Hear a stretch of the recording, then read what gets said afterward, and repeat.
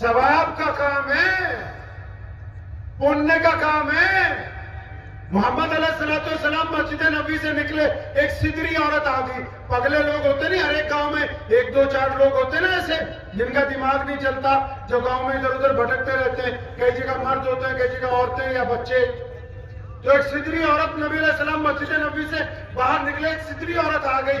उसने कहा, या रसूलुल्लाह सल्लल्लाहु अलैहि वसल्लम रुक जाइए, मुझे आपसे काम है। पहले पैगंबर मोहम्मद सल्लल्लाहु अलैहि वसल्लम रुक गए। उस औरत ने कहा, या रसूलुल्लाह इनके सामने बात नहीं करूंगी, आप मेरे से अलग चले। मोहम्मद सल्लल्लाहु अलैहि वसल्लम कौन? मोहम्मद, जो कायनात में अल्लाह के बाद सबसे बड़ी शख्सियत है दुनिया की,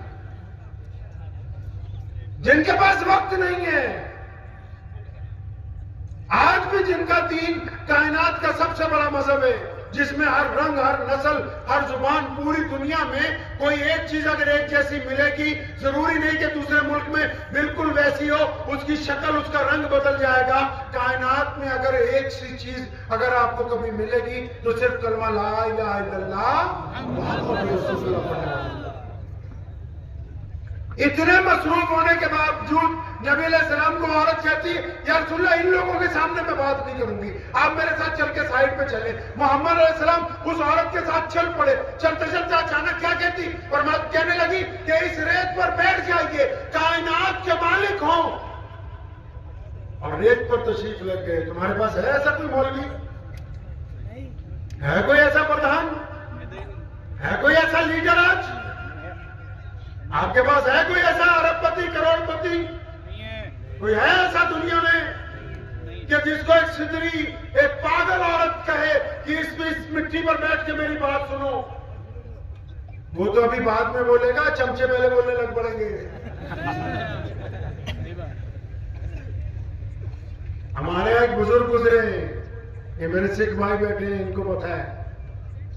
शेख बाबा फरीदुद्दीन शकरगंज रहमतुल्लाह अलैह, पंजाबी मां बोली का सबको पहला कवि है। और वो इतना बड़ा आदमी है कि हमारे सिख मजहब का जो गुरु है, गुरु ग्रंथ साहिब, उसमें उनके कलाम को सुशोभित किया गया है। वो रोजाना रोजा रखते थे। क्या करते थे? डेली रोजा रखते थे वो।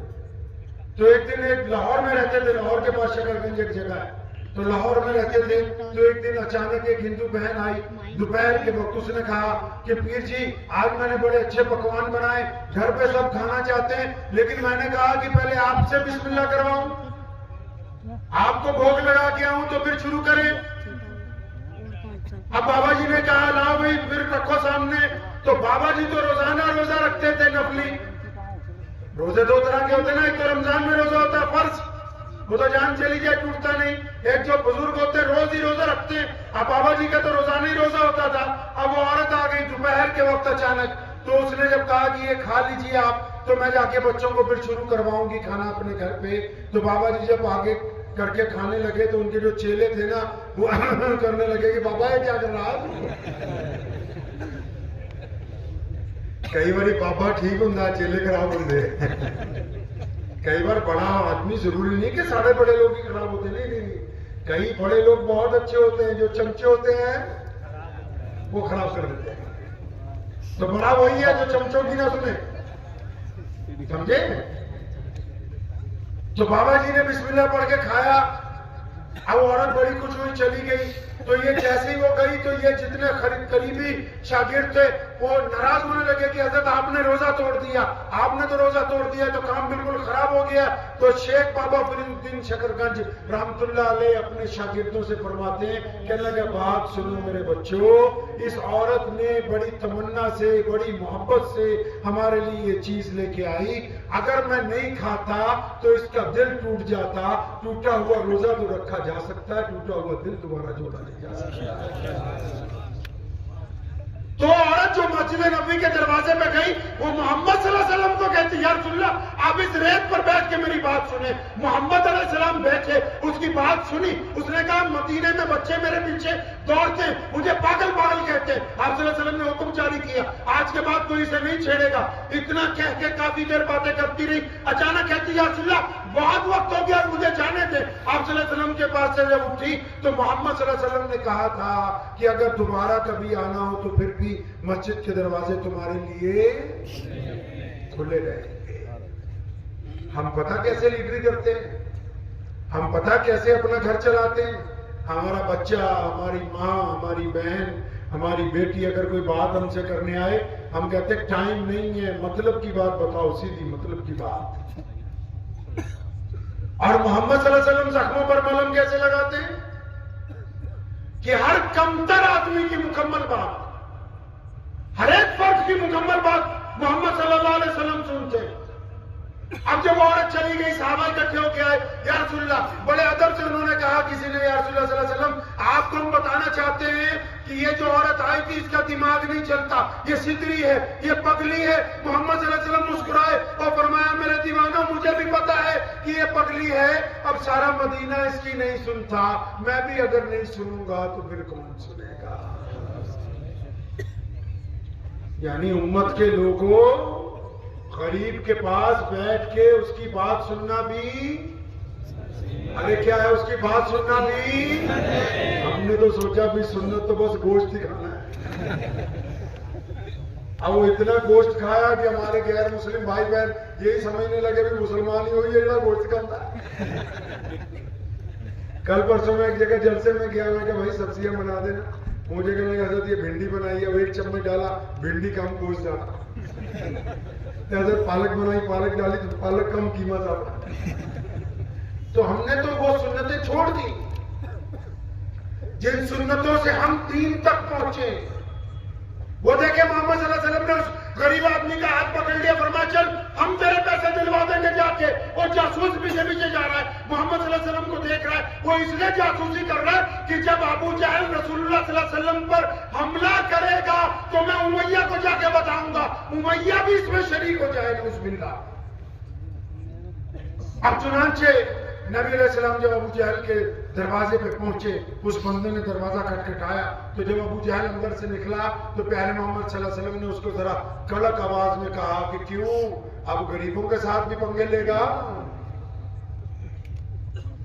और पंगा लेने का भी तो एक मेयार होता है ना, और किसी के साथ पंगा लेने की भी तो कोई औकात होती है, हैसियत होती है। कोई अपने बराबर का हो तो बंदा बात करे।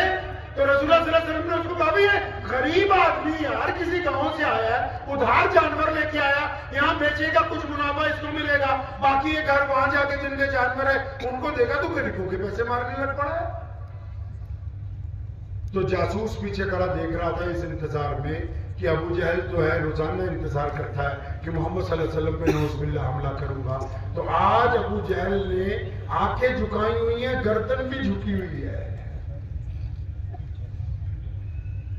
तो जब नबी अलैहिस्सलाम ने कहा जल्दी इसकी पेमेंट लाओ, तो भाग के अंदर गया और वो पैसे लेके आ गया वापस थैली में, उसको दे दिए नबी अलैहिस्सलाम ने। वो जासूस भागा भागा उमैया के पास गया, वो कहने लगा, तुम्हारा जो बड़ा है, तुम्हारा जो बादशाह है, तुम तो कहते थे मोहम्मद सल्लल्लाहु अलैहि वसल्लम के खिलाफ नौज़ुबिल्लाह हमला कर देगा, लड़ पड़ेगा, वो तो भीगी बिल्ली बना हुआ है।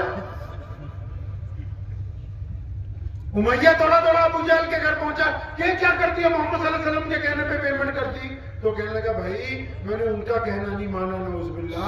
आज जब वो आए तो हवा में उनके सर पे एक अज़दहा जो था वो लहरा रहा था अपना फन, और मैं इसलिए डर गया, मेरा यकीन था कि आज अगर मोहम्मद की बात ना मानी सल्लल्लाहु अलैहि वसल्लम तो ये मुझे जिंदा जरूर निकल लेगा, मैं अपनी जान बचाइए आज। तो अब मोहम्मद सल्लल्लाहु अलैहि वसल्लम जब उस जगह से वापिस चले तो एक चौराहे पे आके हमारे नबी सल्लल्लाहु अलैहि वसल्लम ने उस बंदे को, उस देहाती को कहा कि अब इजाजत है मुझे, तुम अपने घर जाओ, मैं अपने घर जाऊं। किसी ने एक छोटा सा मिसरा कहा है इसमें, खुद ही भीख दे, खुद ही कहे मंगते का भला हो। मोहम्मद सल्लल्लाहु अलैहि वसल्लम हमारा ईमान है,